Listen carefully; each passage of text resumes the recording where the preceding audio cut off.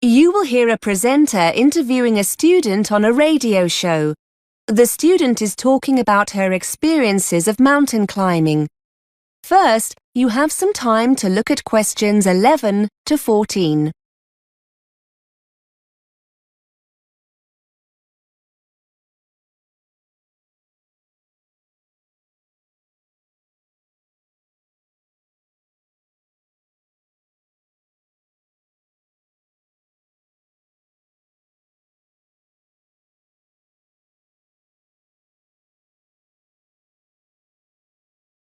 Now listen and answer questions 11 to 14.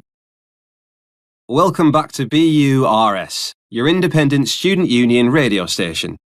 We're looking at some of the incredible feats one or two of you have been up to during your summer break. I'm with Catherine, who's going to tell us about her successful climb of one of the most iconic mountains in the world, Mont Blanc. Catherine, tell us a little about your achievement. Well, actually, it was the second time I've reached the summit. The first was in 2007, the year before I came to university. People are often surprised to hear how popular the mountain is with climbers. I've read somewhere over 30,000 people attempt the climb each year, and around 200 people a day summit during the summer season, so it's very crowded up there. Unfortunately, it's also potentially very dangerous. In July 2007, the month before I did my first climb, the death toll reached 30, mainly due to bad weather conditions. The sheer number of people can cause falling rocks, which only adds to the danger. Before you hear more of the interview, you have some time to look at questions 15 to 20.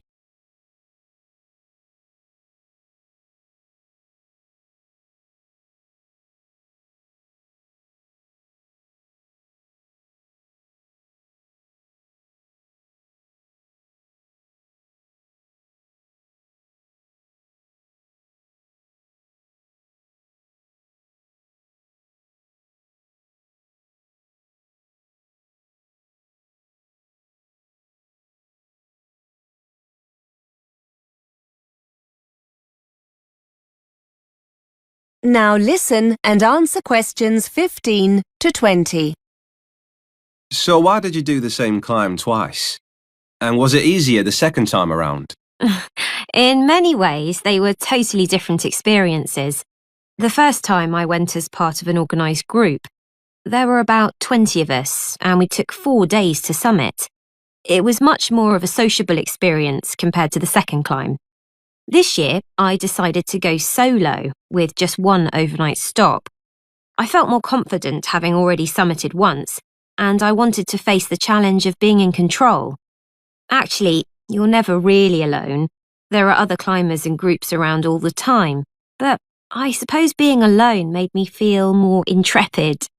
The first climb was quite difficult as the weather was very changeable, and we found ourselves climbing in very cold, windy conditions.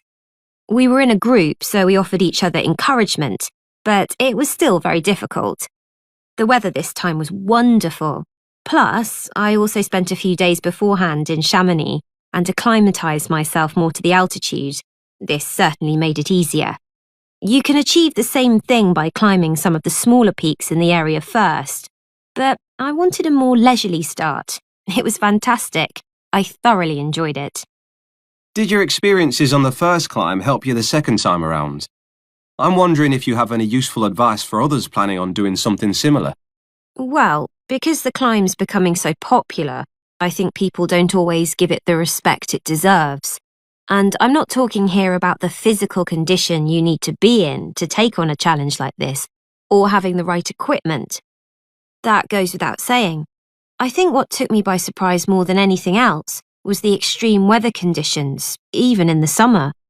For those who want to summit in a single day or two, the climb will often start early in the morning, so you'll need to make sure you're wearing enough layers to protect yourself from the cold and wind. You'll be glad of this when you hit queues and find yourself standing around, waiting to move on. Then at the other extreme, around midday, you must make sure you're fully protected from the sun, or you're likely to get very badly burnt.